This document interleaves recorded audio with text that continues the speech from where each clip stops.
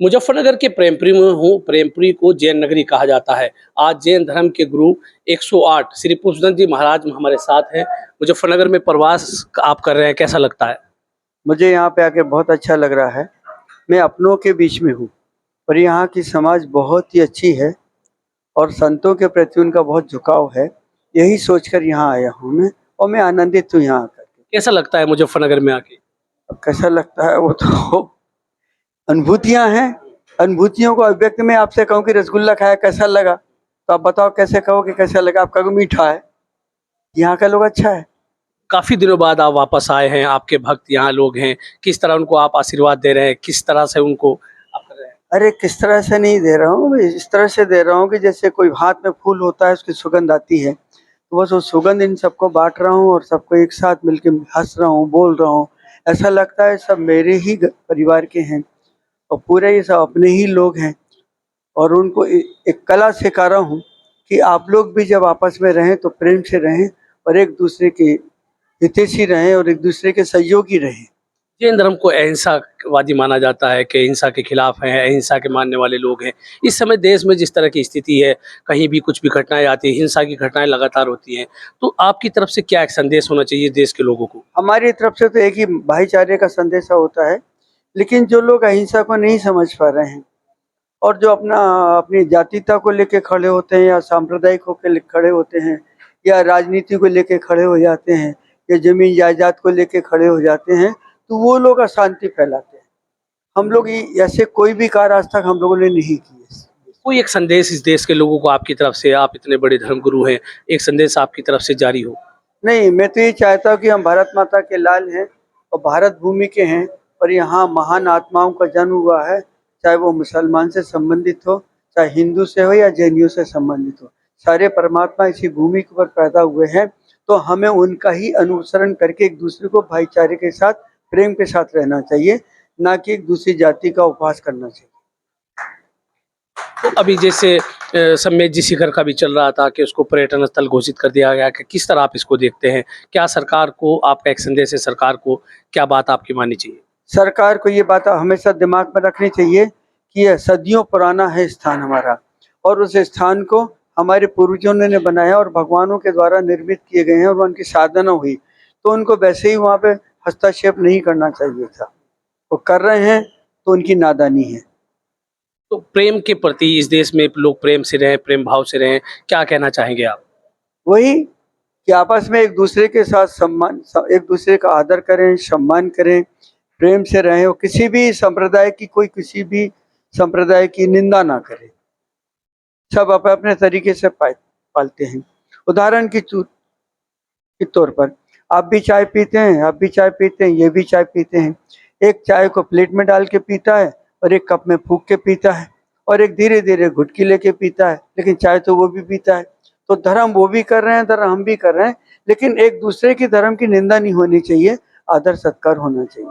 मैं बसाना चाहता हूँ स्वर्ग धरती पर, आदमी जिसमें रहे बस आदमी बनकर, इस नगर की हर गली तैयार करता हूँ, आदमी हूँ आदमी से प्यार करता हूँ।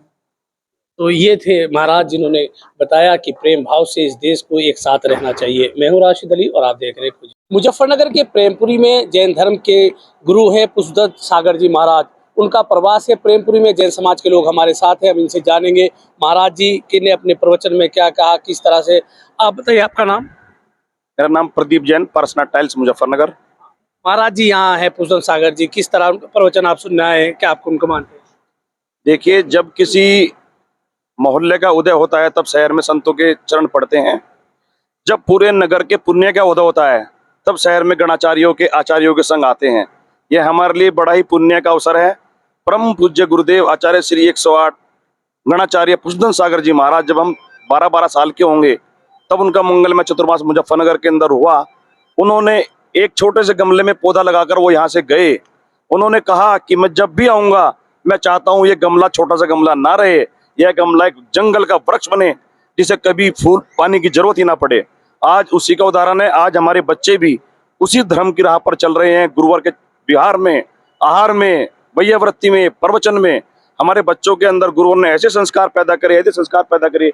हमारे समाज के जितने भी बच्चे हैं, जितनी अच्छी मुजफ्फरनगर की युवा टीम हमारे पास है, आसपास के किसी जनपद में नहीं है। शहर में कोई भी संत आ जाए, हमें इससे कोई मतलब नहीं है। हमें संत का विहार कराना है, संत का आहार कराना है, संत के आवास की व्यवस्था करानी है। यह हमारे लिए बहुत बड़े पुण्य का उदय है।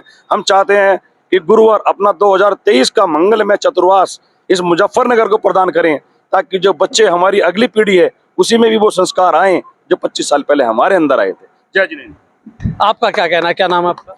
मुकेश जैन, हिमगिरी पैकर्स। गुरुदेव जब हम छोटे छोटे थे उन्होंने हमें उंगली पकड़ के धर्म सिखाया है। आज वही वृक्ष इतना बड़ा हो गया है कि हमारे बच्चे सब उसी धर्म में लग गए हैं। मुझे बहुत खुशी हो रही है कि गुरुदेव के आने से हम दोबारा फिर वही 27 साल पुरानी यादगार फिर हमें ताजा कर दी है। और मैं गुरुदेव से चाहूँगा कि गुरुदेव यहाँ चौमास करे और हमें फिर वही भक्ति में लीन कर दें। गुरुदेव चौमास करे, आपका क्या कहना है, क्या नाम आपका? अमूल जन नाम है और आचार्य श्री सन 97 में यहाँ प्रवेश करा था उन्होंने, जब हम अनजान थे धर्म के प्रति, बिल्कुल अनजान। हमें पहले दिन से उन्होंने धर्म की राह पे लगाया और आज 2023 हो गया है और हम उसी धर्म की राह पे चल रहे हैं। हमारे बच्चे चल रहे हैं, हम नहीं चल रहे हैं। हमने बच्चों को सिखाया तो बच्चे हमारे सारी युवा पीढ़ी देखो बैठी है, ये सारी बिहार, इन्होंने बिहार का भिंड से बिहार करा रहे हैं, हम आराम से घर बैठे हैं।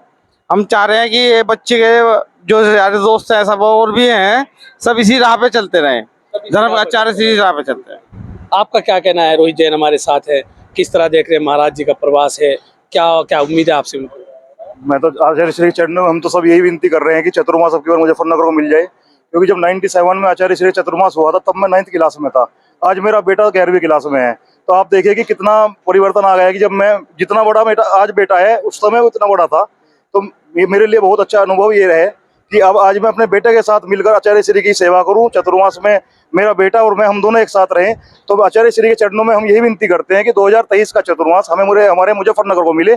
हम तन और मन और धन तीनों तरह से हमारी पूरी टीम यहाँ है और हम आचार्य श्री की सेवा में किसी प्रकार की कोई कमी नहीं होने देंगे। बस ये विनती करते हैं। देखिए, आपका नाम? मेरा नाम निपुण जैन है। महाराज जी के प्रवास को किस तरह आप देख रहे हैं? देखिए, जैन समाज में जो मुख्य हम लोगों को बचपन से चीज सिखाई जाती है वो है अहिंसा। और जहाँ तक अहिंसा है, अहिंसा अपने आप में एक बहुत बड़ी शक्ति है। आमतौर से हथियार उठाना सब सीखते हैं, हथियार उठाना भी चाहिए, लेकिन सहनशील बनना केवल जैन धर्म सिखाता है। और ये शक्ति जो हमें मिलती है ये हमारे गुरुओं से हमें मिलती है, ये हमारे आचार्यों से हमें मिलती है। आचार्य श्री पुष्पदंत सागर जी महाराज अपने आप में एक बहुत बड़े संत हैं, बहुत बड़े विद्वान हैं। शंका समाधान के माध्यम से वो अनेकों शंकाओं का हमारा अपना उत्तर देते हैं। हमें बहुत अच्छा लगता है उनके दर्शन करके। और समाज को एकजुट करने का काम भी ऐसे गुरुजन, ऐसे आचार्य करते हैं। जैन समाज में, जैन समाज कोई अन्य समाज नहीं है, जैन समाज भी हिंदू समाज का ही एक भाग है। और हिंदू समाज में भी हम लोग एक तरफ से एक मिलजुल कर रहे हैं, ये हमारे आचार्य में सिखाते हैं। अगर हमारे भाग्य का उदय हुआ, हमारे पुण्य का उदय हुआ, हमारा तो भगवान से निवेदन यही है कि आचार्य श्री का चतुर्मास यहीं पर हो। लेकिन हम यही विनती करते हैं आचार्य श्री से, आपके माध्यम से भी, कि हमें इस सेवा का मौका मिले। धन्यवाद।